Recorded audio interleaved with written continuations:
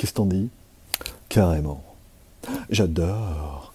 Avec Romain Esteban. Kailuna, Kailuna, Kailuna. Ah, tchou, achicha. Qu'est-ce que t'en penses? Carrément. J'adore. Pas tellement.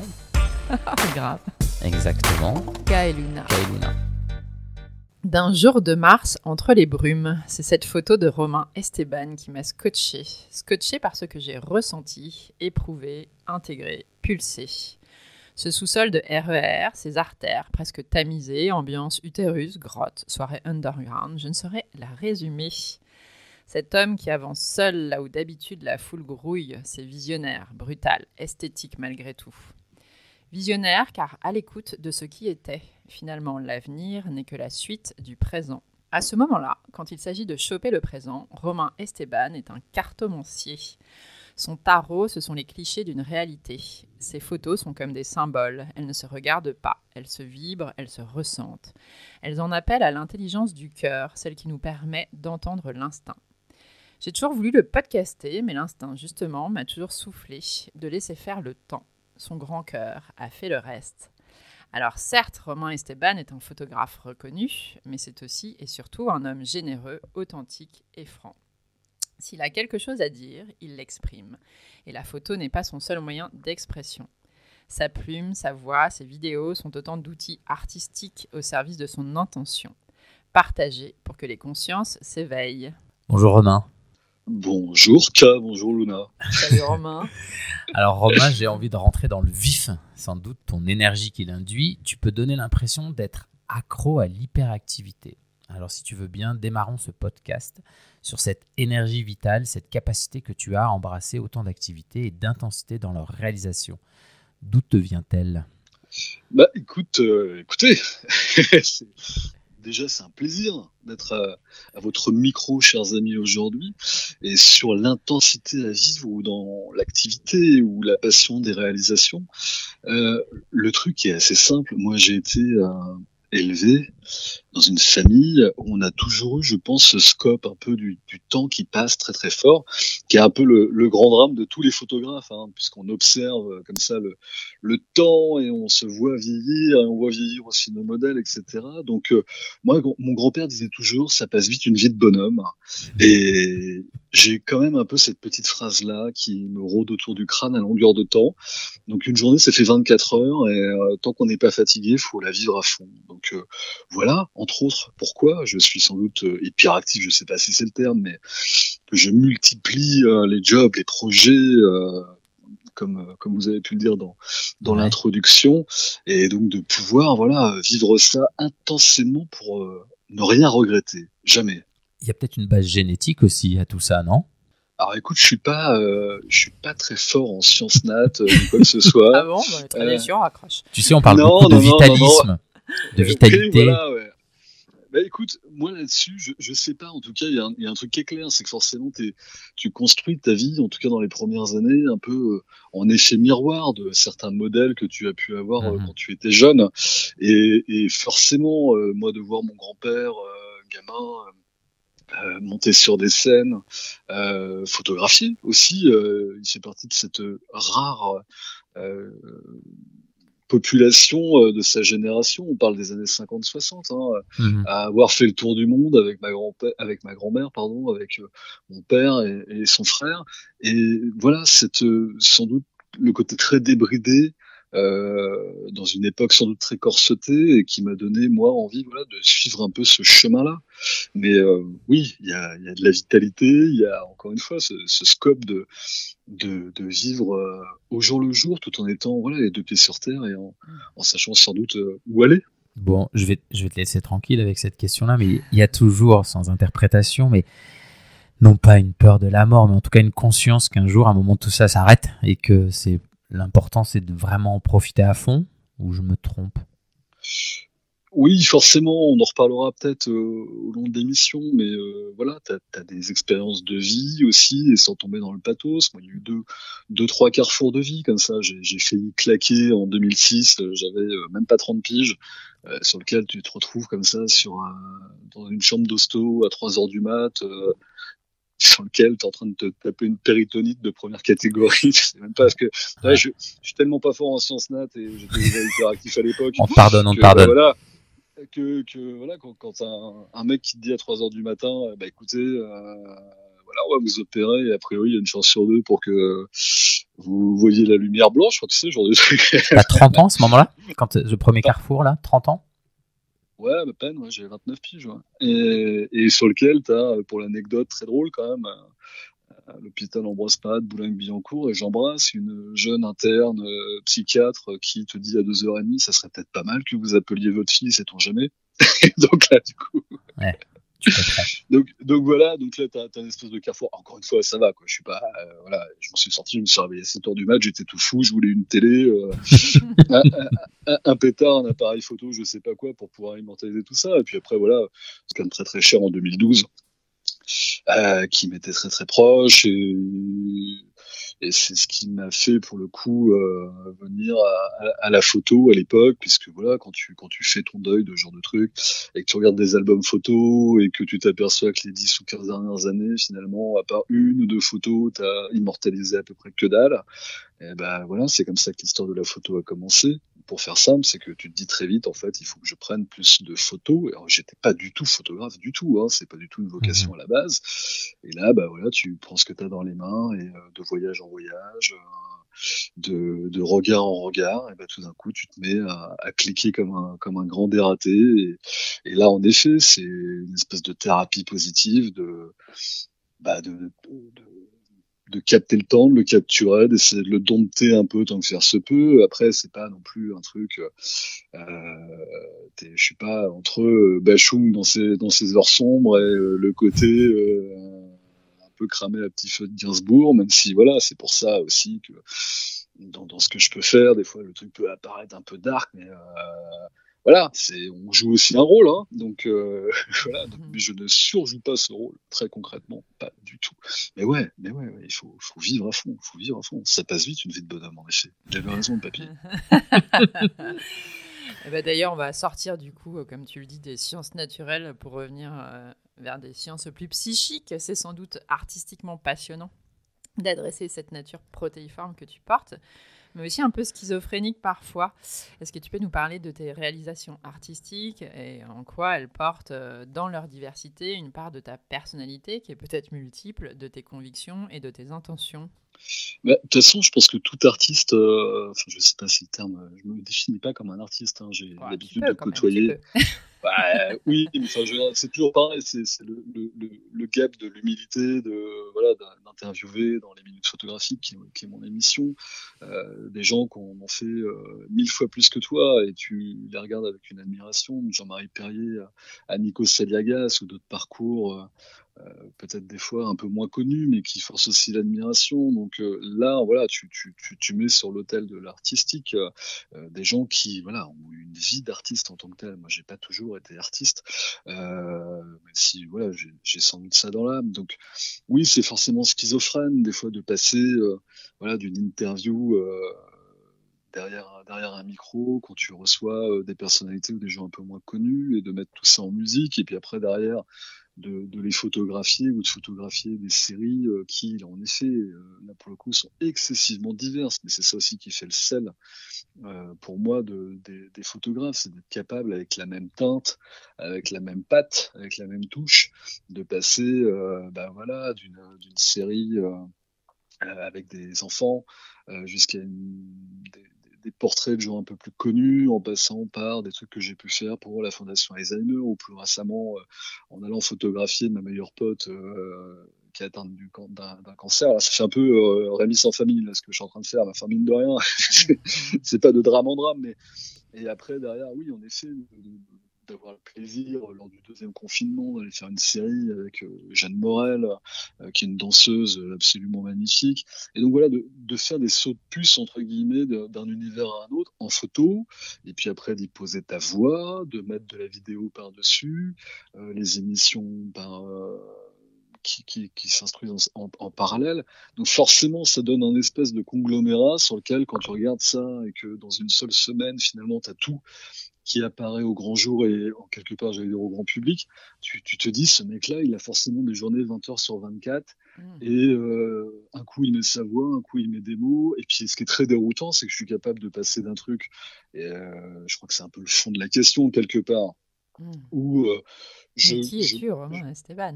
Exactement. Je lève un tout petit coin de vol sur un certain nombre de trucs, des fois un peu, pas perso, mais dans ce que je peux mettre dans une photo, et puis avec les textes sur lesquels, après, derrière, je les écris, ou alors quand je pose ma voix, en les lisant, avec de la musique derrière, en vidéo, tu sais jamais trop, je pense, si c'est moi qui parle, ou quelqu'un d'autre, ou c'est fait de telle façon pour que chacun s'y retrouve. Le but in fine de tout ça, c'est il faut en effet que quand quelqu'un regarde tes photos, quand il lit tes textes, quand il regarde une vidéo, qu'il écoute ton émission, quelque part, il puisse s'y projeter. Donc c'est un bout de moi, mais c'est franchement plus pour ceux qui s'y retrouvent ou qui ont envie de s'y retrouver. Elle est là, la conviction. Et puis, il y a un fil entre tout ça. Rien n'est fait complètement au hasard. Donc forcément, une photo, une voix, une série, ça se construit aussi avec quelque part une espèce de fil rouge, de ligne éditoriale qui à chaque fois mettent l'humain au cœur de ça, racontent des histoires et encore une fois avec un effet miroir là-dedans qui doit permettre à chacun de retrouver un peu de sa silhouette. C'est comme ça que je vois les choses. En tout cas, on sent que l'émotion, qui est un peu le registre de la voix et de la musique, il est fort chez toi. Sans émotion, si tu veux, moi je suis toujours très surpris, mais ça c'est un truc qui va encore faire bondir plein de gens, mais moi je me retrouve pas dans des photos où t'as pas un truc qui te tape direct à l'œil, surtout à l'heure où tout le monde zappe, où l'éphémère devient absolument dingue, ou une story de 15 secondes, ou une story de 15 secondes sur laquelle les gens montrent ce qu'ils sont en train de bouffer, ou quel type de verre ils sont en train de trinquer avec des amis, dont tout le monde se fout quand même éperdument, enfin faut être très clair. Je vois pas quelle émotion ça procure. Et moi j'ai vu des gens comme ça, de talent, qui en photographie par exemple, avec l'émergence des réseaux, on y reviendra peut-être, mais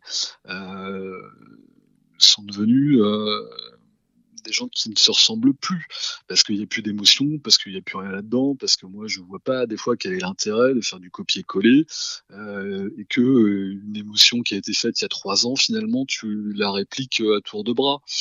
Donc moi je me force pas à aller dans une certaine singularité, parce que sinon je me lasserais très vite, et dans 3 mois je fais plus rien, et je m'isole dans ma grotte, et je joue à la Xbox avec mon fils, terminé quoi.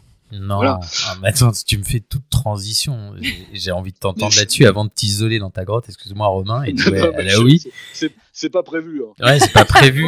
J'aimerais que tu nous partages plus des routines. Alors bon, celle-ci peut en être une, hein, la grotte et la oui, pour préserver ton écologie personnelle. Et c'est vrai que je suis impressionné. Comment vis-tu ce quotidien où tu jongles avec un niveau de disponibilité aux autres quasi permanent? Alors, mon écologie personnelle, je sais pas, encore une fois, si on peut parler d'écologie personnelle, en tout cas, c'est une énergie que j'essaie de cultiver, et en me regardant le matin, des fois, un peu la tête de traviole, ou le soir, un peu fatigué après des longues journées. L'essentiel, c'est de se dire que, voilà, tu t'animes, tu t'auto-animes par un certain nombre d'éléments du quotidien qui sont aussi des petits bonheurs. J'insiste très souvent, et des fois, je suis un peu ours mal léché, mais quand des gens sous une publication ou à l'occasion d'un retour d'émission hebdomadaire comme les minutes photo te foutent 3 smileys pour te dire c'est vachement bien, exprime-le et mets des mots. Et moi mon écologie elle tient aussi de par la façon dont je peux me nourrir des résonances des uns et des autres. Quand tu as une centaine, 150 commentaires sous une photographie et tu sens que ça a ému les gens, là, tu te nourris de ça. Et puis des fois, ouais, tu as besoin aussi de vider ton énergie en faisant du sport, en descendant les 2 étages de ma baraque pour aller m'isoler et transpirer en débardeur, voilà, comme comme un mec qui a aussi besoin de se regarder dans la glace en ayant une image de lui pas trop dégueulasse. Donc voilà. Et puis jumper d'un truc à un autre, c'est toujours pareil. À partir du moment où tu sais que tu as le filet de sécurité qui est la certitude de faire le truc à peu près convenablement, que tu doutes de moins en moins de toi avec le temps sur la façon dont tu écris un certain nombre de choses ou la façon dont tu photographies, même si encore une fois, moi, je suis pas photographe à la base, loin de là, ça a même pas une dizaine d'années, donc tu es toujours dans le doute par rapport à ça. Bah, moi, mon écologie, elle est de gommer les doutes jour après jour, et puis après, derrière, oui, de partager tout ça au plus grand nombre, et puis quand il y a des choses qui, moi, me touchent, c'était le cas d'ailleurs avec podcast, chers amis, c'est le cas avec pas mal d'autres trucs. Bah oui, j'ai tendance à être assez partageur. Et je trouve qu'on vit dans un milieu, dans une époque sur lequel on n'a jamais autant partagé de trucs, et à côté de ça, tout ça n'est pas forcément empli d'altruisme à longueur de temps. Donc moi, c'est avec la plus grande sincérité que quand quelque chose me plaît, j'ai tendance à le partager. Quand il y a des jeunes ou des moins jeunes qui m'envoient tous les jours des 50, 60, 100 messages sur voilà ce que j'ai fait, qu'en dites-vous.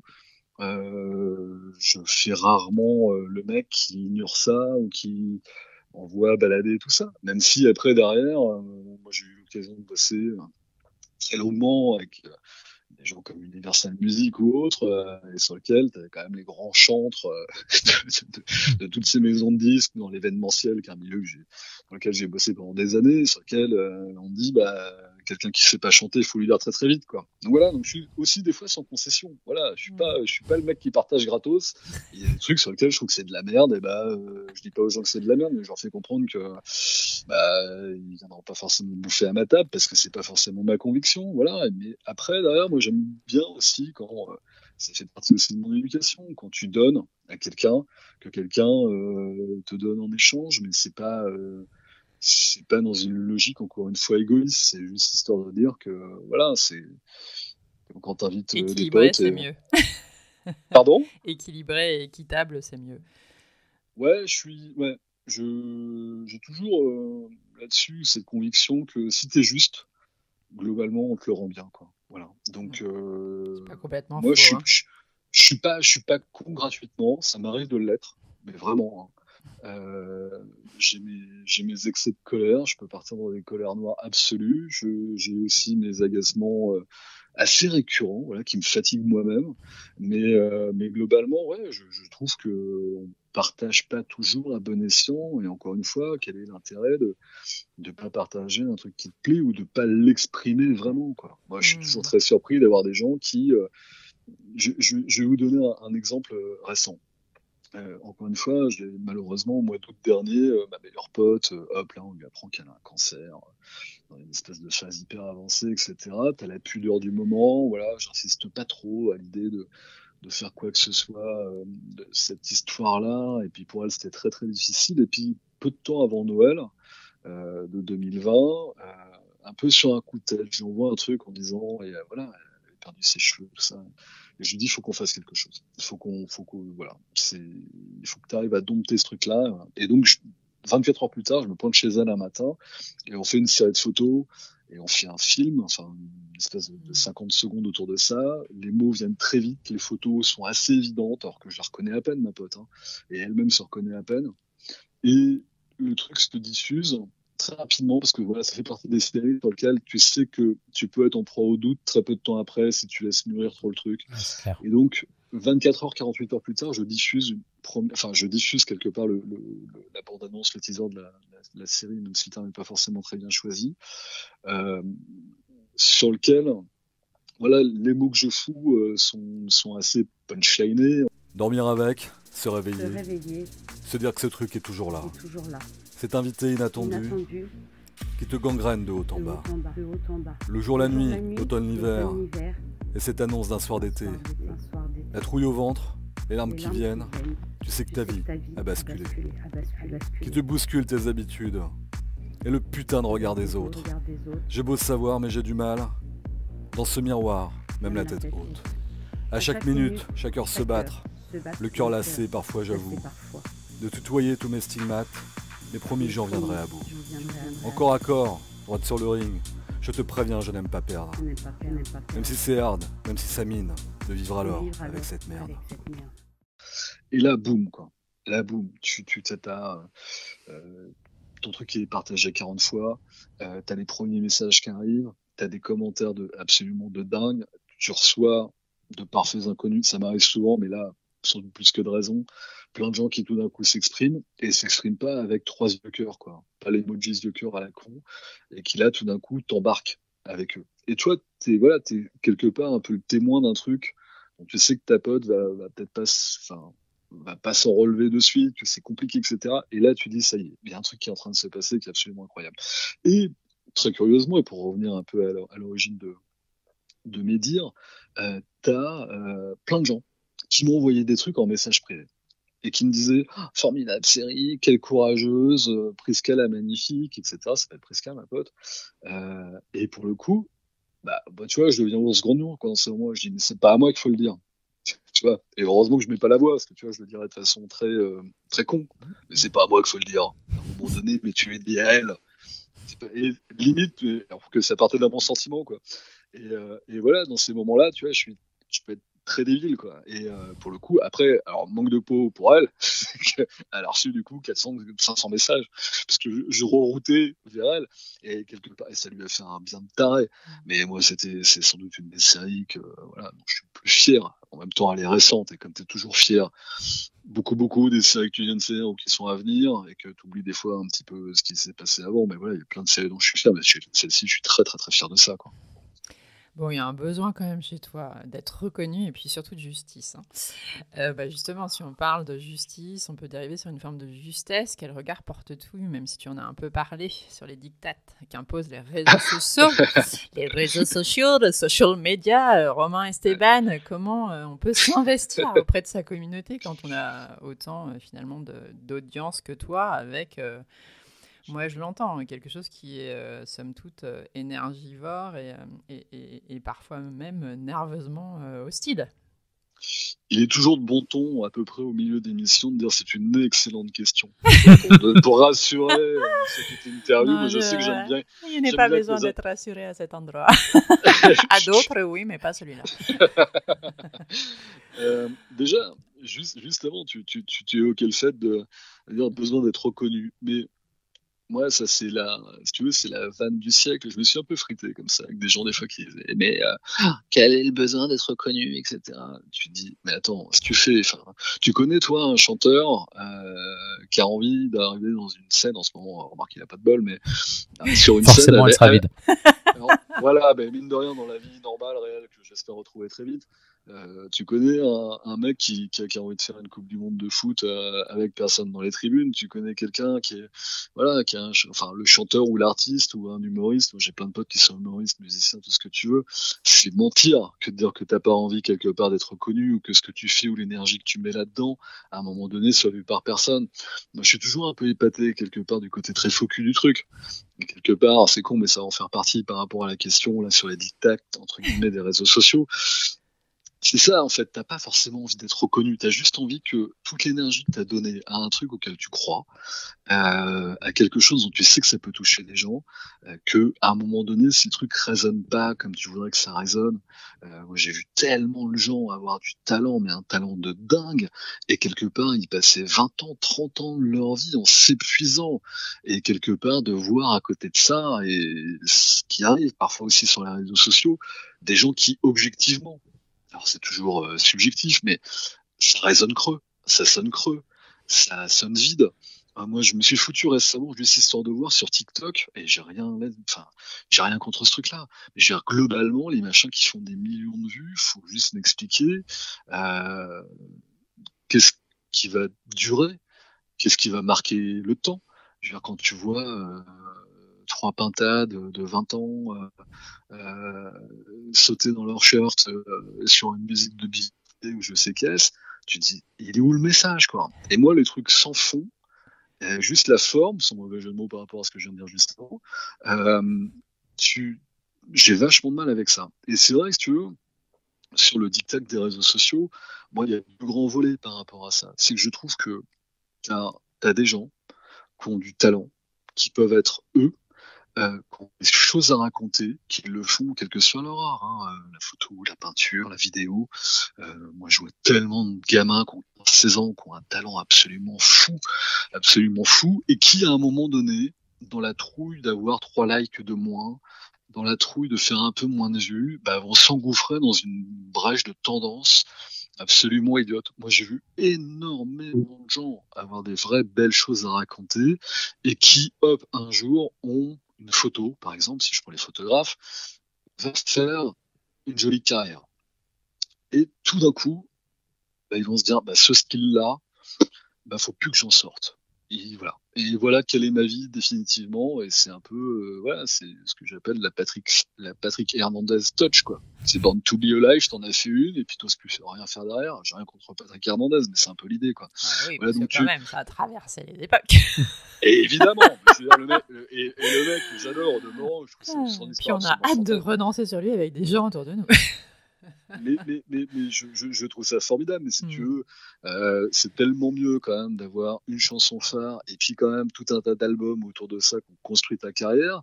Moi, je suis toujours admiratif des mecs qui osent, quoi, et des gens qui osent et qui des fois vont déranger. Moi, je m'inscris là-dedans, de vraiment te dire que si publier des choses sur Instagram, sur Facebook, sur autre chose, prenons nos émissions respectives.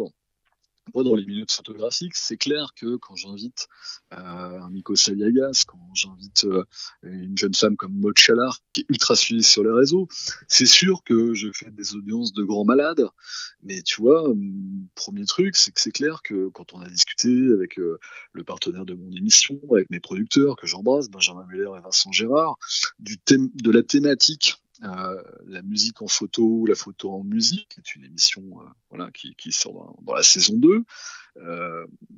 C'est clair qu'il y avait une vraie tentation d'inviter un chanteur, même à la limite qui avait aucune fibre par rapport à la photo, mais en se disant, allez, lui, on sait qu'on va faire de l'audience. Et j'ai fondamentalement insisté, et mon partenaire Canan en l'occurrence, pour pas les citer, et comme et Vincent m'ont suivi dans le truc, et j'ai invité Mathieu Gonnet. Et Mathieu Gonnet, mon pote, ancien prof de la Starac pour ceux qui le connaissent, mais surtout auteur de 60, 80, 100 musiques de films, de séries, etc. Mathieu, il a des trucs à dire. Et oui, Mathieu s'est marré des réseaux sociaux il y a 3 mois, donc forcément on fera moins d'audience que d'autres trucs. Mais c'est pas grave. Voilà, on a une touche, on a un truc à raconter, et c'est pas grave si un jour tu fais 100 likes de moins qu'un autre truc, si un jour tu fais 500 ou 1000 écoutes de moins sur ton podcast, à partir du moment où tu sais que t'es fier de ton truc, quoi.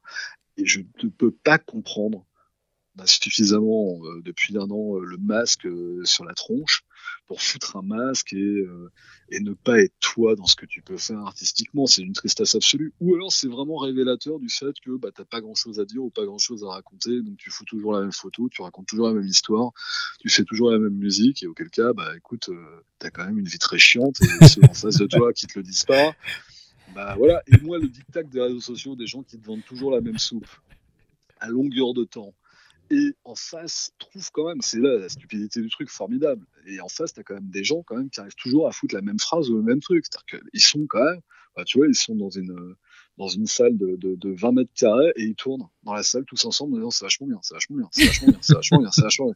Et tu dis à un moment donné, puis un jour, peut-être t'as un mec qui est là, et oh les mecs, qu'est-ce qui se passe, quoi. Et c'est comme ça que tu vois des drames. C'est que du jour au lendemain, t'as quand même un mec qui a une lueur au coin de ses yeux en disant mais en fait ce que je fais c'est pas vraiment moi, quoi. Voilà, ça va en quoi. Mais soyez-vous, quoi. Enfin, à un moment donné, voilà. Donc cette imposition-là, je vous laisse pas beaucoup de pauses. Bonne chance pour le montage. Justement, tu vois. On t'adore. Ouais, justement, ce qui est bien, c'est comme t'es protéiforme, et c'est ce qu'on disait, c'est que finalement, dans ce que tu exprimes et dans ce besoin que tu as d'être volubile à ce que tu as à dire, parce que finalement, tu n'arrives pas à limiter tes propos, et tant mieux. Enfin, je veux dire, si on était tous pareils, on s'emmerderait. Je ne m'inviterai pas dans ma propre émission. Ça, c'est une certitude. Ça, c'est bon, ça. Non, mais tu as répondu à plusieurs autres questions. Alors, j'aimerais bien finalement reformuler une qui n'était pas prévue, au risque de ne pas poser toutes les questions qui étaient prévues. Mais moi, ce que je ressens, c'est qu'il y a quand même... je ressens un lion en cage. Voilà. Et ça rejoint une des thématiques qu'on voulait aborder avec toi, qui est celle du milieu artistique, quand même, qui induit une forme, peut-être aujourd'hui, de sérieux. Et on a l'impression que toi, tu as un petit peu d'autres choses à dire, et en tout cas sur la forme, quelque chose d'autre à proposer. Alors, écoute, mets un point d'interrogation à la fin de ta phrase, c'est pas mal. Parce que j'ai pas compris. Que proposes-tu, Romain Esteban? Dans l'idée, ouais. Tellement de choses à dire, tellement de choses à exprimer, un univers intérieur tellement riche, avec presque une frustration de ne pas pouvoir l'extérioriser de façon juste pour toi. Alors, c'est pas vraiment ça, parce que moi, en fait, je m'en sors très très bien. Je suis très heureux dans ce que j'exprime. Je serais très frustré de ne pas avoir la capacité, ce que j'ai fait plus tard d'ailleurs. Hein. Moi, j'ai commencé la radio très très très jeune. Je me suis remis sur le tard. J'ai côtoyé et j'ai été shooté de très nombreuses fois des backstage de radio. Et ça m'a redonné le goût de ça, et ce qui explique aujourd'hui les minutes photographiques entre autres, et puis plein d'autres projets, dont le fait de mettre ma voix, de prêter ma voix pour des projets. C'est pas l'histoire du lieu en cage, c'est sans doute l'histoire de pouvoir. C'est un peu mon côté publicitaire. Pendant des années, j'ai bossé dans la com, la pub, le marketing, et même encore maintenant d'ailleurs. Et pour le coup, c'est la façon de l'exprimer et de pas complètement dire la même chose tout le temps, en fonction du vecteur et de la façon dont tu vas faire transpirer tes émotions. Moi, j'ai toujours eu des doutes par rapport à mes photos, parce qu'encore une fois, je me suis fait absolument tout seul. Voilà, par rapport à ce vecteur-là, et j'ai jamais pris de cours de photo, j'ai jamais fait quoi que ce soit là-dedans, et au final, voilà, je me dis, je me débrouille pas si mal que ça pour un mec qui s'est construit tout seul et voilà, qui n'a même pas regardé un seul tuto sur YouTube de savoir comment on fait une photo. Il y a une revanche quand même ou pas, monsieur Esteban? Une revanche sur quoi? Sur, je sais pas, un complexe de l'usurpateur, non? Le fameux truc de l'imposture. Ouais, mais en fait, tu sais que je crois que ce qui est très très drôle, c'est qu'en effet, ça c'est un truc que j'ai pu avoir pendant des plombes. Je vais te dire, la vraie imposture pour moi, c'est quand j'ai commencé la photo et que tu te retrouves un peu en compétition à l'époque, on est en 2013-14, avec plein de vrais photographes sur un truc pour la SNCF. C'était le voyage et l'amour dans les gares, enfin tout ce que tu veux. Donc la SNCF avait lancé une espèce de grand concours de détection de talent, et t'as des mecs plutôt vachement connus ou qui étaient vrais photographes. Et on était, je sais pas, 1500 à être plus ou moins présélectionnés, avoir concouru dans le truc, etc. Et je gagne ce truc-là. Et donc, tu vois, je me retrouve sur les grilles de la gare de l'Est avec 20-30 de mes photos exposées en grand. Et à l'époque, je n'avais pas la chance de pratiquer la photographie avec les appareils aujourd'hui que je peux avoir.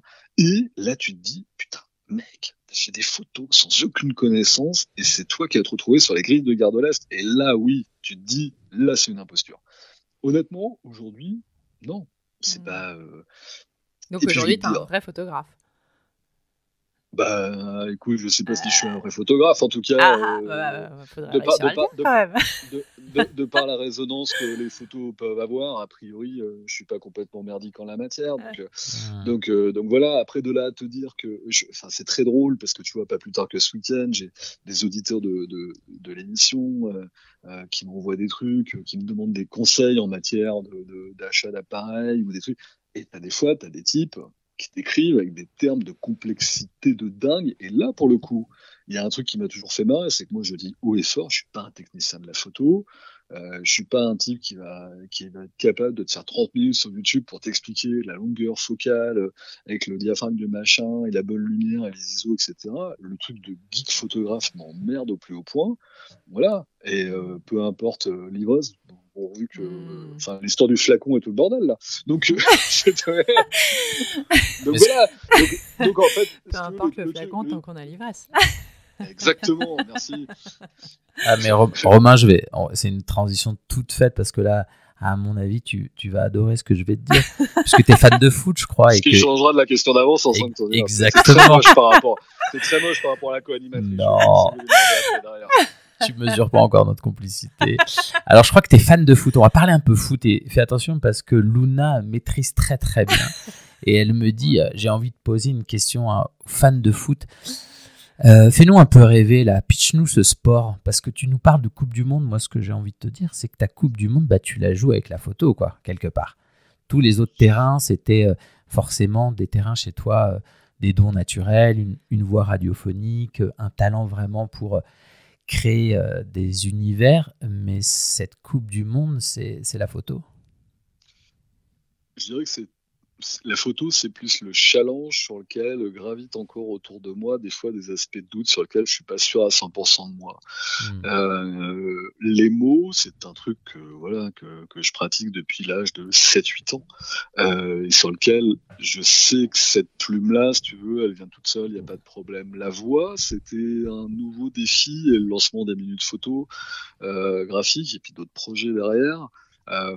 Clairement, je suis assez sûr de mon fait aussi, même si c'est toujours très compliqué d'imposer un format. Et imagine bien parler de photo ou le prétexte de la photo, parce qu'on parle d'autre chose dans les minutes photographiques, en voix et en radio, est quand même le truc sur lequel, quand on a sorti le pitch au démarrage, t'avais quand même 9 personnes sur 10 qui y croyaient quand même très modérément. Il n'y a rien de moins normalement radiophonique qu'un truc qui se veut ultra visuel. Et finalement, ça, c'était une vraie Coupe du Monde sur le lancement des minutes photo qui aujourd'hui marche plutôt vachement bien. Donc on est ravis et mais saisons vont succéder. Je t'écoute bien, mais cette Coupe du Monde, elle était encore à domicile. Guadalajara, le Brésil, l'Argentine, c'est la photo. C'est toi le milieu offensif qui cherche à mettre le plus de buts. Tu sais, quand on a construit cette interview avec Luna, je me suis dit, mais c'est tellement ça. On a un milieu offensif. Tu sais, le milieu offensif, je ne vais pas t'apprendre ça au foot, il a beaucoup d'ambition et il cherche à marquer un très beau but avec un public rempli. Et il cherche forcément sa Coupe du Monde. Alors, j'entends les mots, la voix. Après, c'est aussi une base génétique. J'ai l'impression quand même, tu peux dire merci à ta descendance, mais surtout la photo d'une Coupe du Monde à l'extérieur, dans le temple du foot qui va être allé. On va choisir entre l'Argentine, le Brésil. Eh ben, c'est un peu la photo, non ? Cette ambition renouvelée du milieu off là, qui cherche toujours la faille à marquer un énorme but. Pas 50 buts, mais un très beau but. Écoute, déjà, un milieu offensif, il a cet avantage-là aussi de faire quand même pas mal de passes décisives. Donc moi, très concrètement, je prends un plaisir de dingue à être aussi un peu un révélateur de... parfois le jeune talent à bonifier et puis voilà, puis d'inviter aussi dans l'émission des gens qui méritent d'être connus. Et moi je suis le plus heureux des hommes quand on m'écrit en me disant je ne connaissais pas votre invité, ça m'a permis de le découvrir, et que l'invité m'envoie des trucs en disant j'ai reçu 150 messages de gens qui découvrent mon univers grâce à toi. Enfin voilà, donc ça c'est ma passe décisive. Et puis en effet, et l'orgueil est dedans, mais qui n'a pas d'orgueil dans ce foutu milieu? Ça me fait toujours marrer d'entendre. Il n'y aurait pas d'ambition. Il n'y aurait pas d'ambition. Tu le dis très bien. Alors moi, non, et comme on disait tout à l'heure, moi je fais 0 audience.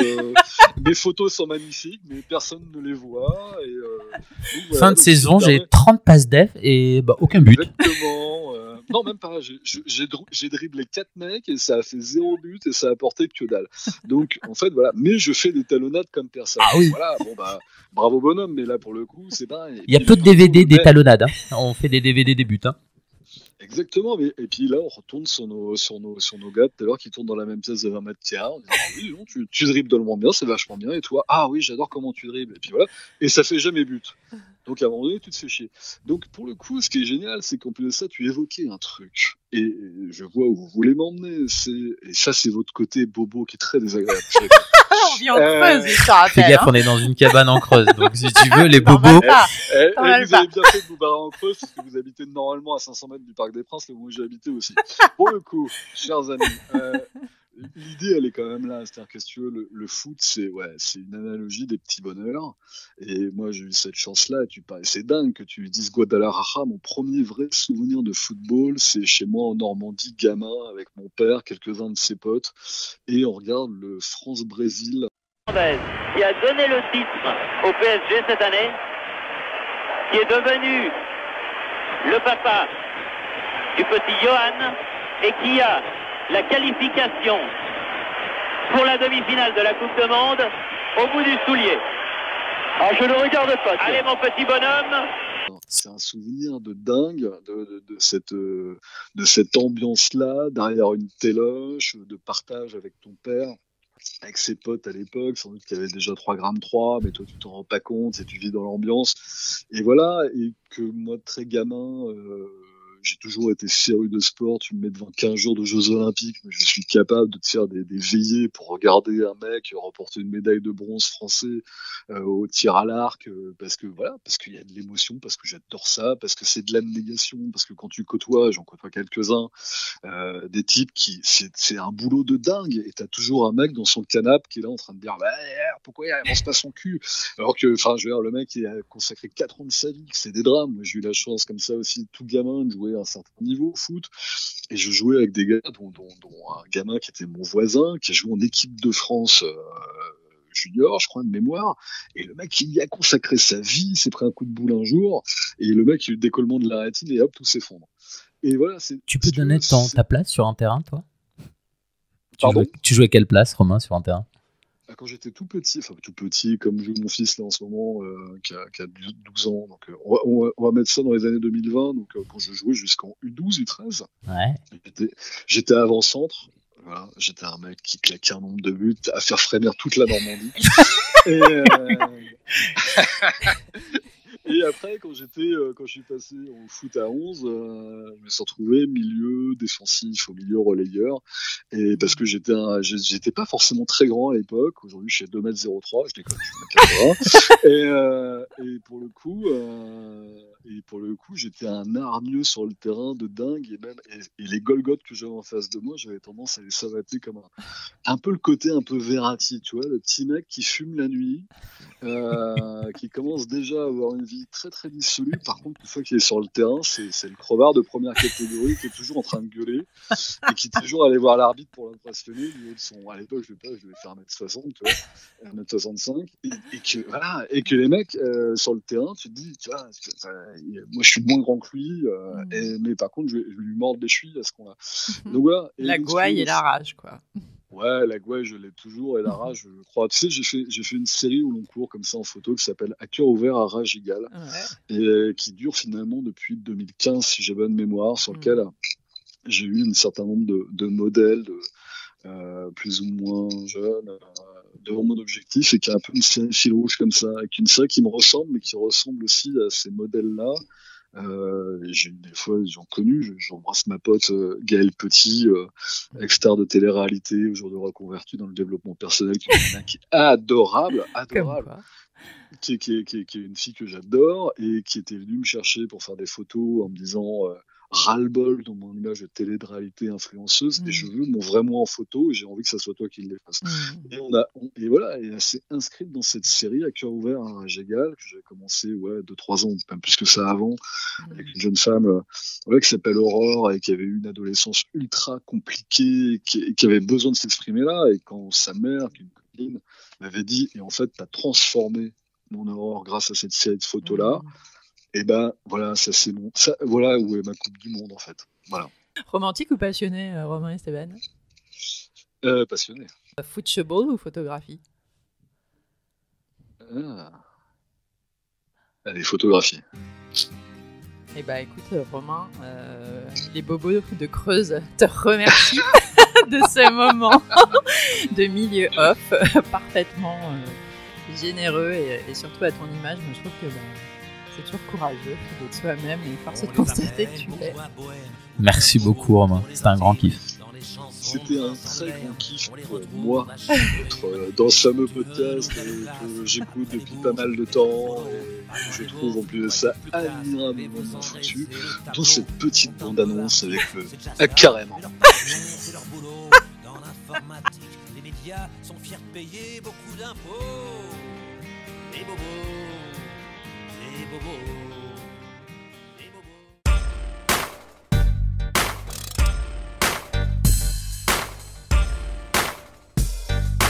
Kaeluna.